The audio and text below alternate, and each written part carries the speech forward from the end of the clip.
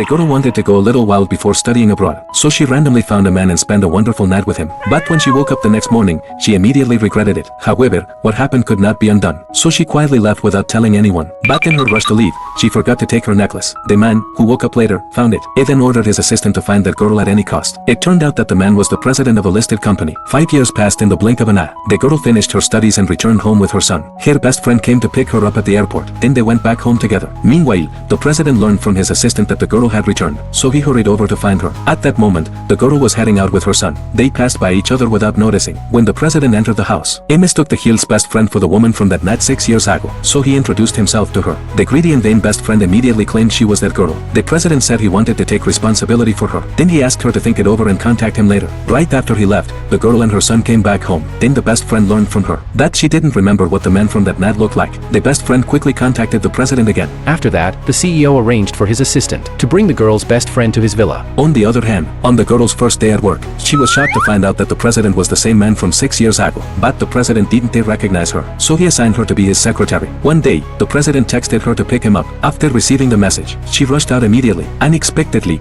she ran into her best friend at the entrance. When the assistant introduced the best friend's identity, the girl realized that her friend had been pretending to be her. She angrily confronted her best friend, but the best friend knelt down and begged her to give up the president. At that moment, the girl felt completely heartbroken, so she decided to leave the city full of pain. When she told her brother about it, he advised her to give the president a chance for the sake of her son. But the girl didn't want to get involved with her best friend anymore. However, their conversation was overheard by her son. He immediately questioned his mother about keeping the truth from him. Then he ran off alone to find the president. When he met the president, he told him the whole truth. At that very moment, the girl also arrived.